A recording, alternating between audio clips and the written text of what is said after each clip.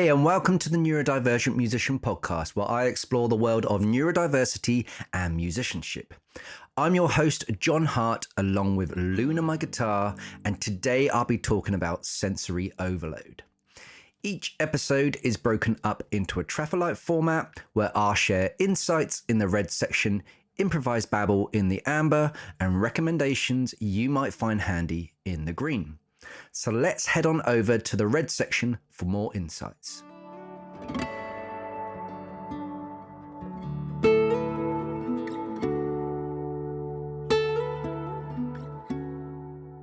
Okay, sensory overload occurs when our senses receive an overwhelming amount of stimuli, pushing us beyond our comfort zones. While it can affect anyone, neurodivergent or not, it may be more common and intense experience for individuals with certain conditions like autism or ADHD. Sensory overload can manifest in various ways, such as loud noises, bright lights, crowded spaces, strong smells, or even physical sensations like touch. It's as if our sensory filters become overwhelmed, amplifying everything around us. So why does sensory overload happen? The reasons vary since each person is unique. However, there are several contributing factors. Firstly, our brains may process sensory information differently. For instance, individuals with autism spectrum disorder might have heightened sensitivity to certain sounds or textures. Secondly, our environment plays a crucial role. Noisy concerts, bustling city streets, or cluttered workspaces can all contribute to overwhelming sensory experiences. Lastly, our emotional state can influence how we process sensory input. When we're stressed, anxious, or fatigued, we become more susceptible to sensory overload. Now let's shift our focus to strategies for managing sensory overload. Although it's not always possible to completely avoid overwhelming situations, there are ways to alleviate its impact. The first step is self-awareness. By recognizing our personal sensory triggers and understanding how we react to them, we can better anticipate and prepare for overwhelming situations. Another valuable tool is sensory regulation, which involves finding ways to modulate and balance our sensory experiences. Some individuals find comfort in using noise-cancelling headphones or wearing sunglasses to reduce the impact of excessive stimuli. Others might benefit from deep pressure or grounding techniques to provide a sense of calm. Experimenting with different methods will help you discover what works best for you. Self-care is a powerful tool. Taking care of ourselves physically, mentally, and emotionally can help mitigate the impact of overwhelming sensory experiences. Prioritize activities that promote relaxation and well-being, such as engaging in hobbies, practicing mindfulness or meditation, and ensuring you get enough restorative sleep. Developing self-awareness is crucial as well. Pay attention to your body's signals and cues. Notice how different environments, situations, or stimuli affect you. Are there any specific sounds, lights, or textures that trigger sensory overload for you? Creating a sensory-friendly environment is another effective strategy. Modify your living or working space to reduce sensory input. Introduce soft lighting, use curtains or blinds to control natural light, reduce clutter, and incorporate soothing elements like plants or aromatherapy. Building a toolkit of sensory regulation techniques can also be immensely helpful. Experiment with different sensory tools and techniques to find what works best for you. For instance, deep pressure can provide a sense of grounding and stability. You can try using weighted blankets, compression clothing, or engaging in activities like yoga or Tai Chi. Some individuals find fidget toys or stress balls helpful for redirecting excess sensory energy. Others may benefit from sensory diets, which involve engaging in specific activities to manage sensory input throughout the day. And communication is key in navigating sensory overload. Let others know about your experiences, needs, and boundaries. Educate your friends, family, and colleagues about sensory overload and how it affects you. Establishing a network of people who are aware and accommodating of your sensory sensitivities can make a significant difference in your overall well-being. And lastly, embrace your neurodivergent identity as a strength. Recognize that your heightened sensory experiences can bring a unique perspective to your life. Use your sensitivity to connect deeply with the world around you and appreciate its intricacies.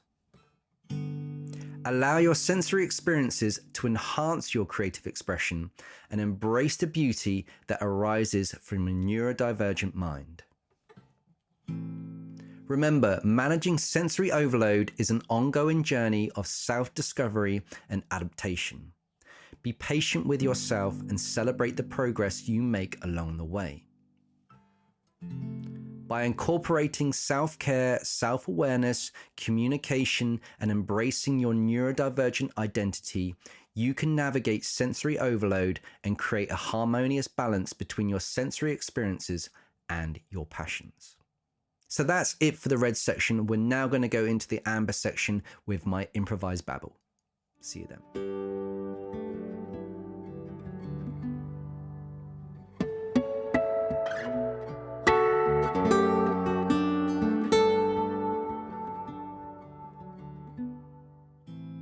Okay, so we're now into the amber section. I'm going to go through my improvised babble.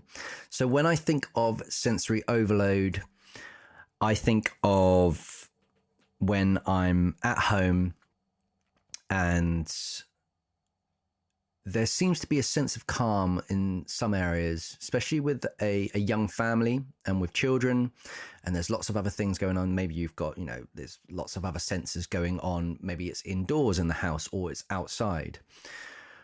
But I tend to it tends to flare up a lot more, which might sound obvious, but it's trying to notice these triggers when there's an argument kicking off or there's something else going on. And, obviously that can, release maybe lots of different emotions from anger, sadness, or whatever it is. And all the insecurities and those sensitivities can really just spark. But I think sometimes when you're leading into sensory overload, what has been happening in your day? Have you, did you go to bed late last night and then not have a good night's sleep? And then you woke up in the morning feeling groggy. And then because you're groggy, you then go and eat something, for breakfast that's maybe not healthy. And then you have numerous amounts of caffeine because you're trying to wake yourself up. And then all of these kind of little stress bubbles are starting to build up through the day. And I talked about this in previous episodes with stress, anxiety, burnout, and things. And I think sensory overload is thrown in the mix there because you can have these kind of, stress signals, anxiety signals, and, then it obviously leads into the bigger stuff. But I think on the physical side of things, especially with sensory, if I'm in the wrong room, we could be having a really deep conversation, but then I realized I'm in the middle of the kitchen, for instance, and the kitchen has so many distractions going on. You've got the lights and one light might be flickering. And then I have this particular pain in my shoulder on the left side. And, this was a result of bad posture with my guitar playing, lifting weights. And I slept on a sofa bed for a whole year, which, is another subject. But because it was quite an old sofa bed, it damaged my shoulder and I had to have physio. And I think I tried to go to the gym to sort of lift weights to strengthen this, but maybe I was pulling too much. And then when I'm playing guitar, Other people blamed it on weights and guitar, but actually it was a result of lots of things. It was also the result of me not looking after myself, so I had low morale at the time. But anyway, I've always had a bit of a dodgy shoulder ever since, and that is the first thing that flares up. And I was told recently, when you do get a pain in your body, try not to instantly try to cure it. Try to sit with it. Try to sit with the pain and just, because it's almost like if you push a negative thought away, if you just discard it, it will come back. Whereas if you rise above it and you kind of like you're aware it's there, but actually you then start to think about it positively, or you just see the negative thought as a negative thought and you see the pain as a pain, it actually can it can actually dissolve. Not all the time, depends on the severity of that pain. But that is sometimes one of my trigger warnings that I'm going into, stress, I'm going into anxiety, or I'm going into sensory overload here. And when we're in the middle of an argument, maybe we're a family argument, or there's a disagreement, or even worse, when we're on a car journey. And I've spoken about this, I think, in previous episodes, but the car journey, especially a family car journey, is probably the hardest for sensory overload, because one, you're in the car, and it depends on the type of year. If you are in the middle of winter, it's freezing cold, and you're trying to warm up, and then you've got lots of layers on, you pump on the heating, and the heating's really, artificial, and it's obviously not real. That can affect your breathing, and then you might have put on the heating too long, so you've got lots of layers on, so you then become instantly uncomfortable. But then you've got the children behind demanding lots of stuff, and which is quite right after a long journey sometimes, and then my wife's then sorting out the kids, and I'm trying to drive, but then there's lots of distractions going on with the driving, and then I haven't drank enough, or I've drunk too much, so I need the toilet. There's so many things going on in a family journey that can be incredibly stressful, and it can very quickly trigger sensory overload. So when I start going to sensory overload, there is the temperature. So I have prickly heat. So the worst time I ever had it was I was on a plane. This was before children, which is very hard to think about before. When you have children, you kind of go, did we have a life before children? I don't know.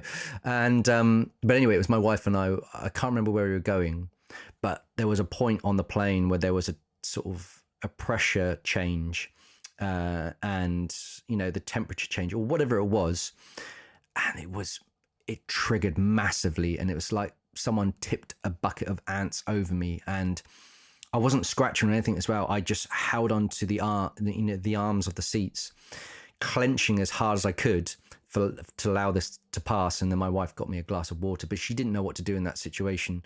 She just tried to calm me down. But that can be one of the sensory, one of the senses just overloading itself.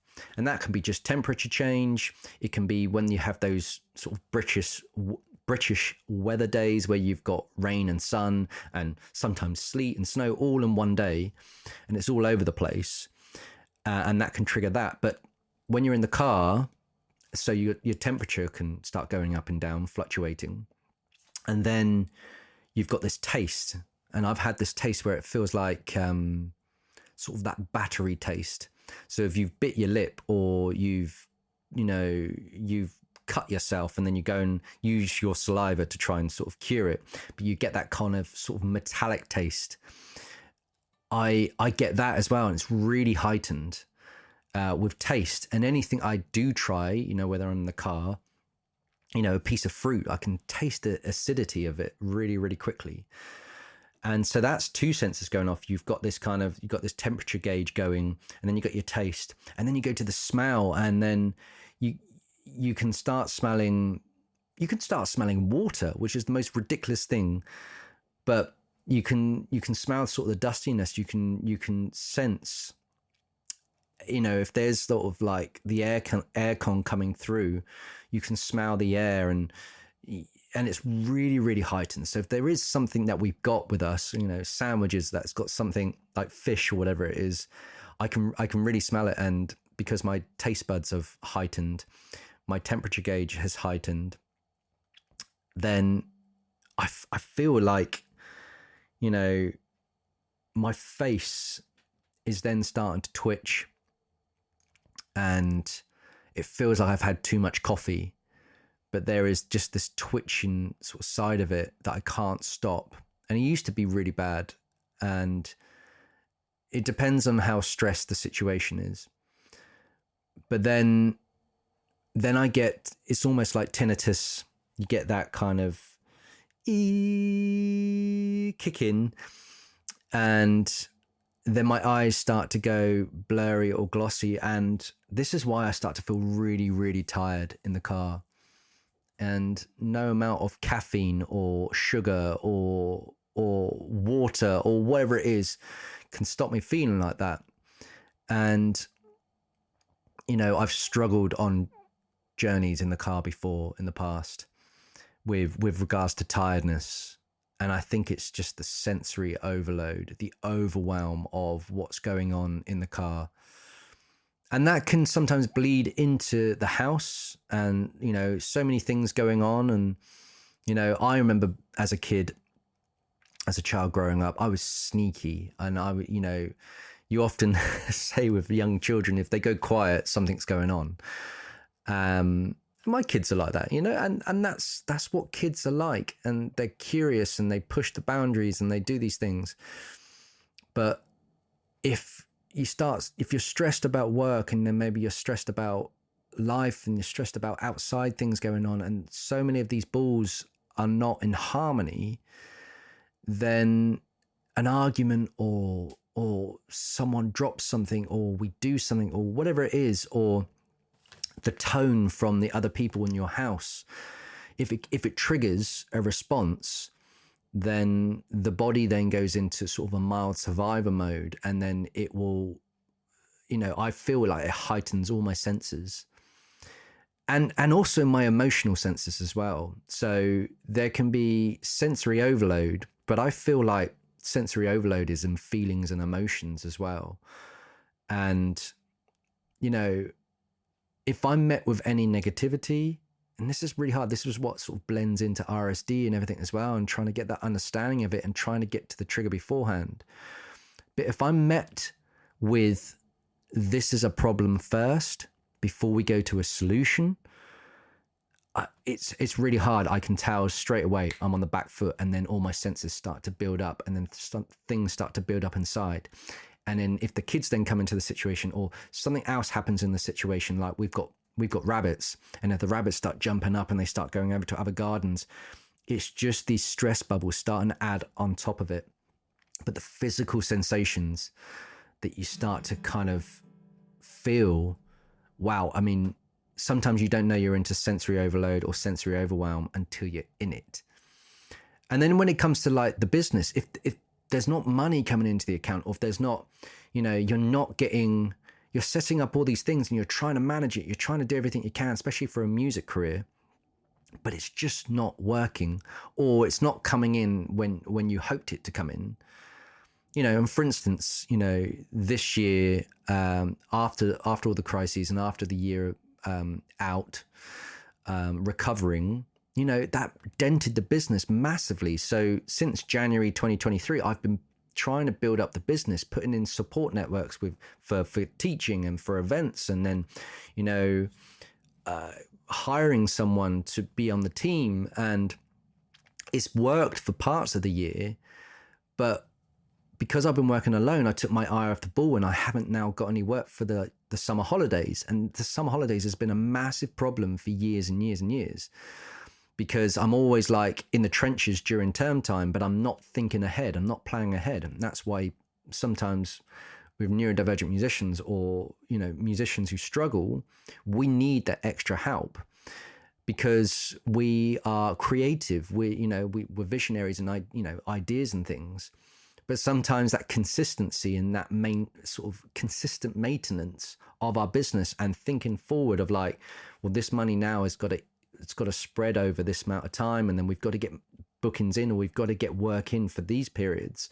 Sometimes it doesn't work like that. So when it hits a summer holiday and I'm like, oh, the kids are off, oh, I've got no work, I've got like this, stress, and then I can tell straight away these sensors start to just go like mad.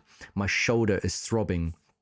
I felt my face, especially this week, and we're in July 2023 at the moment, but it could be the same in July 2024 and 25.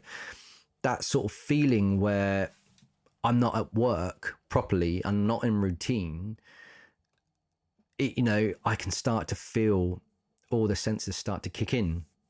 So to try and prepare myself, I need to get these other things in place. And this is why we need support networks around us. But it's a lot of people, when I said like in the insight section, we can do self-care, we can do all these other things. I've noticed that as well. My morning routine can go out the window. And the reason for that is because I'm not in a good space. But the vicious cycle is if you don't do your morning routine, if you don't do your fitness, if you don't eat healthily, then you're not going to be in a good space. So it's this weird, strange, vicious cycle. And I know my senses will become much more overwhelmed if I'm not taking care of myself. And because I'm feeling like this, and it's really like overpowering, when you start to then build it back up and you're like, it feels like the first day at the gym again, and it feels like the first day at when you're doing, I don't know, a diet, when you're fasting or whatever it is, you're just like, oh, you feel horrendous. And then you start it and you keep getting a consistency, and then you fall off the cliff and then you start it back up again and you're back at the day one of gym and all that sort of stuff. But it's this maintenance, it's this consistency. And that's why I think it's really hard. It's really hard to self-regulate myself. And I'm getting better at it. And I think the more people you can speak to, the medication, all sorts of other stuff. I've got my official assessment for ADHD in September, and then I've got my autism one later in the year. And, I've been told by psychiatrists and all sorts of stuff, I've got ADHD and autism. And, so I have, at the moment, probably, self-diagnosed myself, and I know I've got them. And the assessments and things are formality, to be able to get medication. And I'm hoping with I'm hoping for that period where you're experimenting with the meds and things, it can help with situations with sensory overload. And this is why this podcast is the Chronicles journey. It's like giving you a snapshot of from unaware to aware, from untreated to treated, from, undiagnosed to diagnosed. Now I'm diagnosed with dyslexia, so I am a neurodivergent musician, but for those other things like ADHD and autism, it's just a waiting game. And then it's just trying to find out more about yourself. The labels do not matter. That's not what it's about. Because a lot of people are like, oh, why would you want to be labeled like that? We're just a person. It's more to be able to get the treatment, because I sort of feeling with sensory stuff or any situation really, when we talk about hyperfocus and RSD and things, medication won't be able to solve all of it, but it'll help with the focus and concentration. And that focus and concentration can work on those periods of like, well, you've got no work during this time, or you're not doing this, or you're not doing this with your family and things as well. And that's because of a lack of focus and concentration. And it's not going to solve all the problems, but maybe those are the starting triggers for when I do start getting sensory overload. We also know that,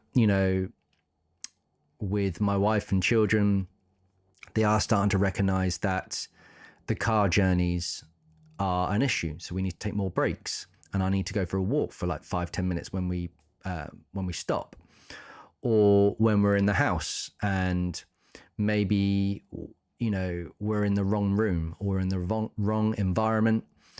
I found like deep conversations I've got to have with my wife that sometimes at home is not the right place. But actually, when we've gone out for the day and we've gone out to a completely different location, which could, in theory, trigger lots of sensory overload, but actually we've been able to open up a lot more. And it's just change change your scene, change your environment. That doesn't mean that it's not going to happen in regards to the sensory overload. It just means that we're taking ourselves away from the craziness and, you know, just enjoying a day, really. So I also feel the fatigue that you get, especially with loud noises. You know, and I've spoken about this before, but when you're teaching in schools, and then you've got during break, and then you've got one room where someone is smashing the drums and someone else is playing or whittling all over a guitar, and then someone's playing piano, and then someone's talking and someone's laughing and all these other things, even though someone's not in my practice room. You know, that is incredibly overwhelming. When you're in a studio or a rehearsal studio, you know, if you're in a rehearsal studio with a band, that can be incredibly noisy. But if you can hear the surrounding, you know, rehearsal rooms, and that's noisy as well. When you go to a venue, you know, you can have lots and lots of people, and that can be incredibly overwhelming, and it can increase the senses. And I think, I don't know which one triggers first. Sometimes it's my shoulder, and then it then can trigger my hearing, then can go into my smell and, you know, sight, et cetera, and temperature and touch as well. So when we're in a conversation at home and my son will jump on me and he wants to, you know, piggybacks and stuff as well, I'm there. I'm fun dad. I'm that all the time. But when I start to go into sensory overload, I can't handle it. And I feel gutted because I want to be that person for him and for my daughter all the time. It's just, you know, you have a bottle of energy, a pocket of sort of energy before all the senses start to kick in. And I think, you know, one of the reasons why we got this office in the garden, I used to work in a third room in our house, which has now become one of my children's rooms. And I was trying to do all these videos for an online course during the summer, and it was like 30 to 40 degrees. And I start doing it, and then you hear the lawnmower go off outside. You start hearing people's, you know, kicking around a ball and screaming. You start hearing the car, and you've got all the windows open. And I was getting incredibly irate. It was incredibly stressful, and I wasn't getting paid for this. I was doing it all off my own back because I wanted to sell courses and stuff.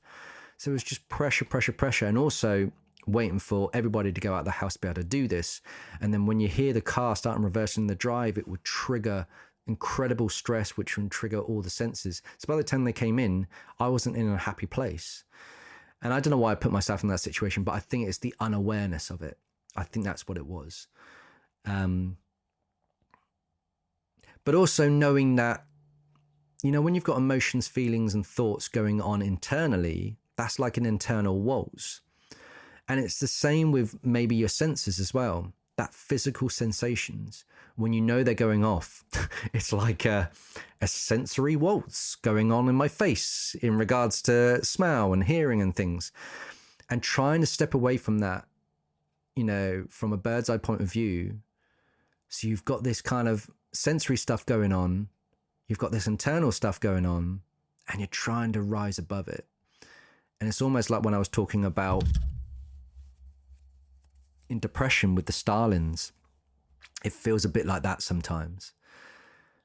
And the sensory overload actually feels like a flock of Stalins because they're hitting you in the face and and they're rushing past, and and then sometimes you get so much overwhelmed that someone's trying to talk to you and you just can't hear anything. It's just distortion. It's like you've put on this distorted pedal when someone's starting to talk to you. And to try and sort of rein your thoughts back and focus on that person, that's even harder. And, you know, everyone has this in regards to stress and anxiety. It's not just neurodivergence, but I think with the neurodiversity, it just amplifies it, you know, by 3 or 4 times.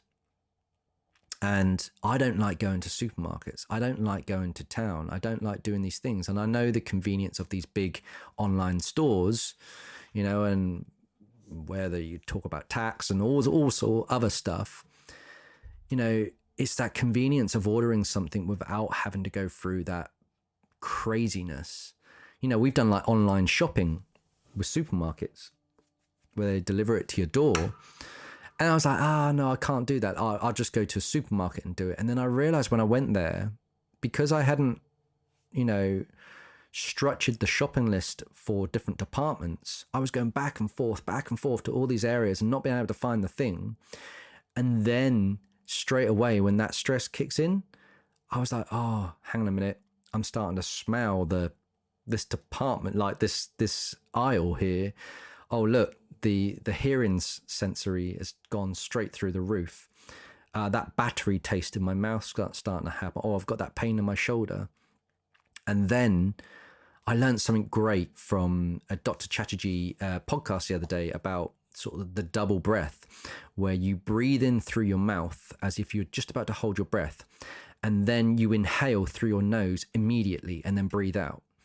So that little inhale you do through your nose and then you exhale, it can apparently, you know, dissolve stress and anxiety and all those other things. And I've been testing out all these different techniques and methods because they're simple little things that you can carry around, little tiny things. But they don't work all the time. Sometimes you need a stress ball. Sometimes you need a fidget toy. And I have a little mini Rubik's Cube that I carry on my keys. And I use that in little situations. And the goal is I don't use it to complete it. Because once I get into the game of trying to complete a Rubik's Cube, then I'm in gamification. I'm in trying to complete a project. And that's not what it's for. Sometimes what I try and do is just line up like one line of colors, or I'm just twisting it as a fidget toy because I'm trying to de-stress. And that's what I use it for. And I've had lots of people take it and, maybe we'll find a technique, or we'll find an app, or my children want to complete it. And I'm like, that's not what it's for. It's simply for me to just twist it around. And if I complete a line, that is a mini win. I'm not there to try and complete the whole thing. I know myself as well. Once I get in a rabbit hole trying to complete a Rubik's Cube, I'll have to take the Rubik's Cube off my keys because I will keep going to my keys to try and complete it. And that will make me even more stressed. And I'm not in that for that. So there's environments, there's situations, you know, when we're going over to a friend's house, when we're going over to, you know, and I think I spoke about this in a previous podcast, my wife's family have this big occasion, get together every year. I think it's twice a year. And there's a lot of people there and a lot of loving people as well. And that can be massive sensory overload and social overload, which I'm going to go through in the next episode. You know, and social overload is where, you know, when you've got so many people around you and you feel crowded, and that's where the sensory can start to kick in. So these are kind of intertwined with social overload and sensory overload. And this is why I go and I wander off and I can go and play my guitar, or I pop on my headphones, or I start doing my Rubik's Cube, or I start doing something. And I've noticed it in my children. They have the same thing with sensory overload, and they come over to me, and I kind of sit there as a comfort of, it's okay. Do you know what? Pop on my headphones, listen to whatever it is, and put your head down for a minute, because you just need to recharge. And I know now that I have a small bottle of that energy when I'm in that sense, in that environment. So if I'm in a shopping center, or if I'm in whatever it is, I can only be in here for a certain amount of time before my senses start to spark. And that can also be the opposite if I'm in an incredibly relaxing situation. So I could be we've stayed in an Airbnb on the Isle of Wight. But the thing is that we're used to living just on the opposite side of the M25 in the UK. So you get to hear this little airstream all the time at night or during the day. And when you go and stay in somewhere and it's completely dead, it's like I need like a little bit of white noise, or I need a little bit of noise to be able to help me go to sleep or to be able to focus. So it's weird. You kind of, you know, it's almost like that dead noise or that, overwhelming noise is somewhere in the middle. Bit of a Goldilocks scenario there. But I haven't tried weighted blankets and compression clothing. I really want to try that down the line. It's I got a big birthday this year, so I'm just trying to sort of think what I really need. But a weighted blanket is something that I've always wanted. I think that would be great for overwhelm. And what I tend to do, actually, I take myself to a dark room and I just put my head on the sofa. And then my wife walks in, because it's dark and I'm there, it's an indicator. All right, he needs to be alone right now. And that doesn't mean that I'm in a dark space or I'm in a dark period. It just means I need to just be alone and recharge. And I think we all need this. This is why they talk about afternoon naps and all sorts of stuff, because, and especially if you're a parent, you have work, you're running your own business, you're trying to, find finances, you're trying to run life, you're trying to be sociable, you're trying to do all these things.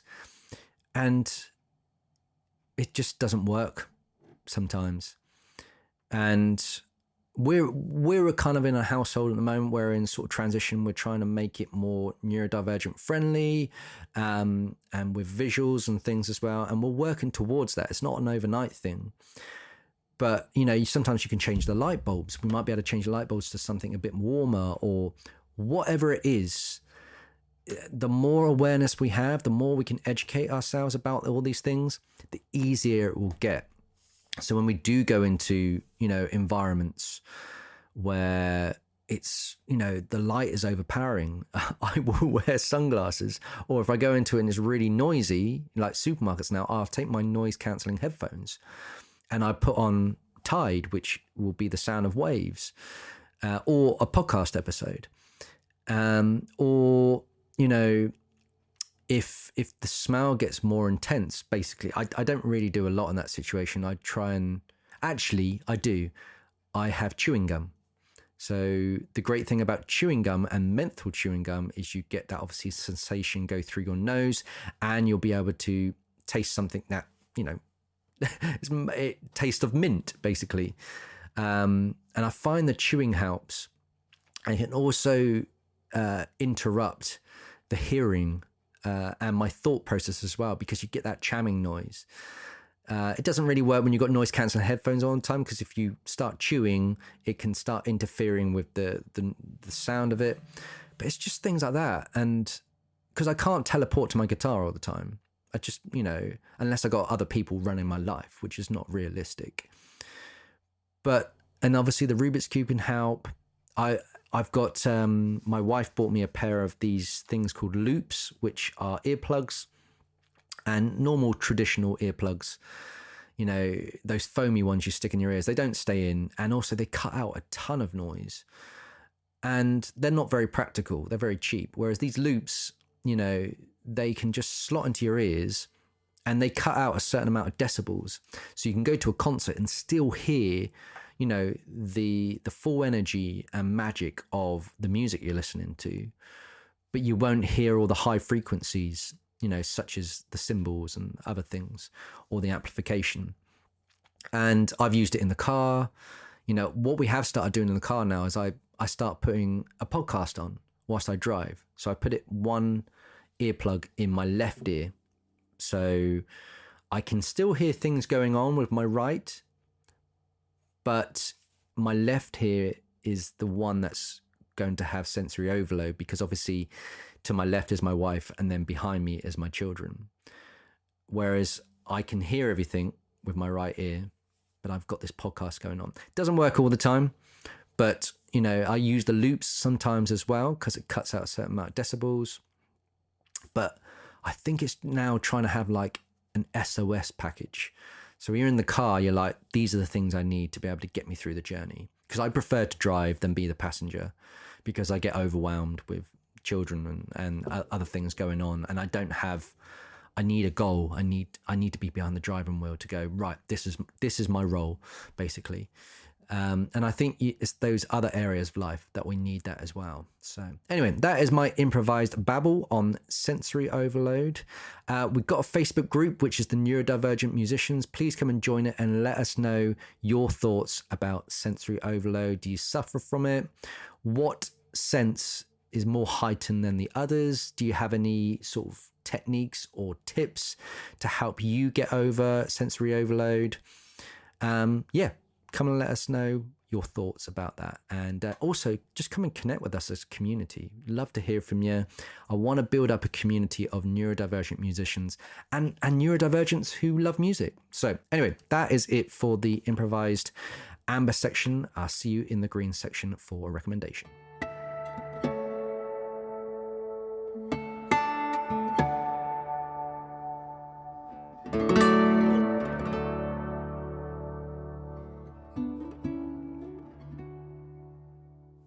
Okay, so we're into the green section. I'm going to make this very quick as we're getting into the 40-minute mark. But basically, there are lots of different things, but I think the earplugs and the noise-cancelling headphones are a great shout. So head on over to, a website. You can go to Google and just type in loops, earplugs. I think they now do earplugs for lots of different sort of scenarios. But I got the ones, I think, for events. But you can get those. And then the great thing about the loops, they have a little case that it comes with it, and then with a sort of an elastic loop. And what I've done is put it on my keys, my house keys. So I carry around them all the time. There is object permanence. There is this sort of case that I forget about them. But actually, when I come into a loud place, I go, oh, actually, I need my loops. So you might be able to tag it on to something's just starting to build, or I'm going into a noisy environment. Can I use anything here? Oh, I've got my loops on me. They're brilliant. So you can carry around them all the time. What I have started doing now is I have a set of Bluetooth buds in my car at all times, so I can carry those around with me. So when I do go in a sensory overload, I can listen to something.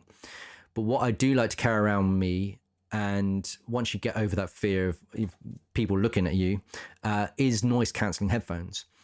And I haven't got the expensive pair because I know with my neurodivergent brain that if I get something expensive, I start getting the Apple ones, or if I start getting whatever it is, Sony, Sennheiser, whatever it is, and I'm getting into the hundreds mark, I'm going to lose them. I'm going to destroy them. And also there's that kind of like protection element of it. I start protecting it. So what I've done, I just went to good old Amazon and I just typed it in, and I got a set for like 35 quid, and I haven't looked back.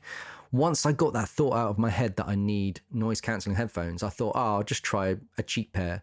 And actually they're brilliant. I was just like, I could get the noise cancelling setting where it absolutely cuts out every single sound. But sometimes you need a bit of a murmur because, if you don't know what's going on, or there's, I don't know, my kids come to me and I've got noise cancelling headphones on, it could completely startle me.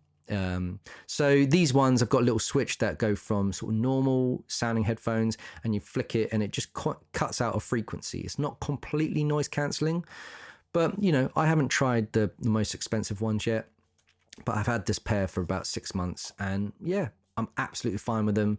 Charge them up, go out, but I know if I lose them or I dent them, it's 35 quid, 35 quid is 35 quid. But still, I'm like, it's not a massive loss compared to if I spent £300 to £400. So anyway, noise cancelling headphones, you can go and check out, go to Google, find out what the top 10 are. Actually, some of those £35 pairs, I've gone into the top 10. So definitely a winner. Or loops with, the noise cancelling sort of earplugs. They only cut out a certain amount of decibels, but they're really useful as well. So that is it for today's episode. Thank you so much for listening, and I look forward to hearing. Thanks so much for checking out this episode. Thank you so much for checking out this episode. Come and join our Facebook group, which is the Neurodivergent Musicians, and I'll see you in the next episode. Cheers. Take care.